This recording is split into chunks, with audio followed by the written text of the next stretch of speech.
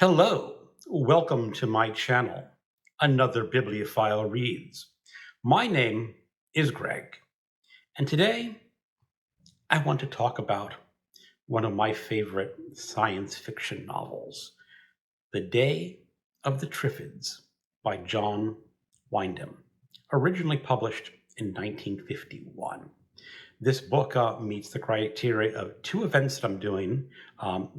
John Wyndham Winter, where we're all trying to read one Wyndham book per month of winter, and Remember December, because it is a book that I have reread. I first read this book when I was about 14 years old in summer camp. It's one of those summer camps where you can spend lazy afternoons doing whatever you want. And of course, being me, I read some books. And one of the other campers lent me his copy of Day of the Triffids. And I thought it was just a magnificent novel. Again, this is science fiction, although it does not start off as a typical science fiction novel.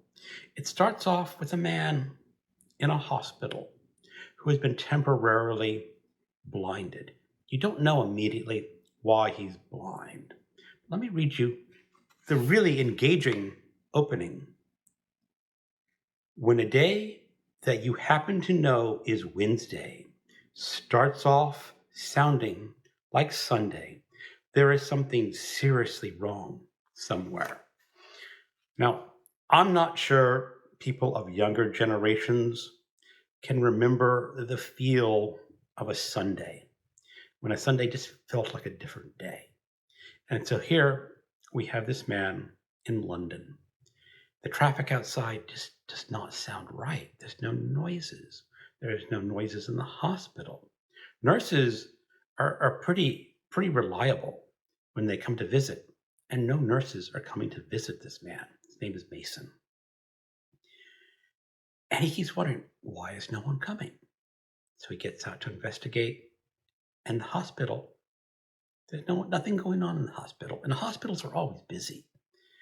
So what he does is he knows that today is the day that the doctors were supposed to remove his medical blindfold to see if he can keep his vision or not. And he eventually just removes his own bandages. And he's not blind. And he goes out and explores what has happened to London.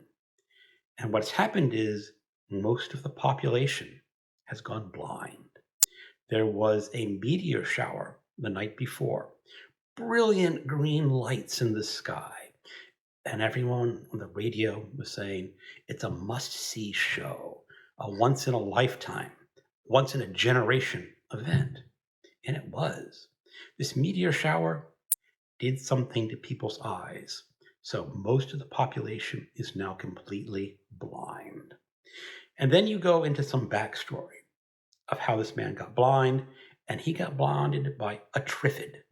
A Triffid is a mysterious, moving, carnivorous plant that came up suddenly across the world. No one's really sure where these Triffids have come from. Now, the thing about a Triffid is they're deadly. I said they're carnivorous. They have a stinging stalk that can reach out like 6 feet, 10 feet, something like that, and sting people and kill them. So they can be quite deadly. Although usually what people do is they cut the stalks off Triffids, because Triffids are actually very useful. They can be used as an energy. You can mash them down to an energy source in a world that needs energy. So there's lots of Triffids about. But you know what's happening here, that these Triffids, which are mobile, they can walk, now have the advantage over humanity because humanity cannot see them coming. And then you get on with Mason, who finds another woman who has not been blinded. They meet up with some other citizens of London who have not been blinded, and they're going to start forming a community. Well, things happen. There was one man named Corker who thinks that all sighted people should be taking care of the blinded people. And this one community says, we're not going to be able to take care of that many blind people. We have to take care of ourselves. So there is a little bit of a power play that goes on. And then Mason and the woman that he met, Josella, get separated. And it goes on from there. I won't tell you the rest of the story, but this is a very fascinating post-apocalyptic story. There is monsters. I said there are walking carnivorous plants, and it also deals with what do you do with society when there is a collapse? And society has definitely collapsed. The electricity goes out very quick. The water goes out very quick. How do you get your supplies in life? If you want to grow your food, how do you grow food?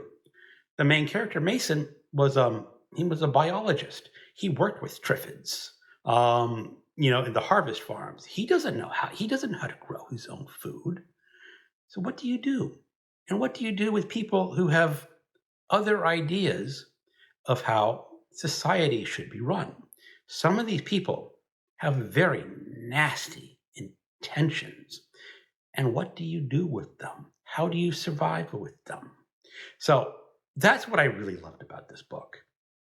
I could really feel Mason on those first few nights in London, surrounded by blind people, trying to figure out what he is going to do, and running into this, of course, beautiful woman that he can now spend the rest of his life with, who probably would not normally be the type of woman he'd hook up with in the previous world.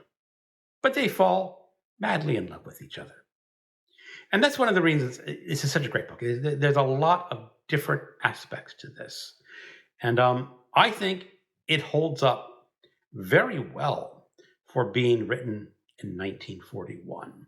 Nowadays, it'd be a little bit different on how you got by after such a huge disaster to the world population. But the ethics still remain. There are people who are alive, who are blinded, who cannot fend for themselves. What do you do with them?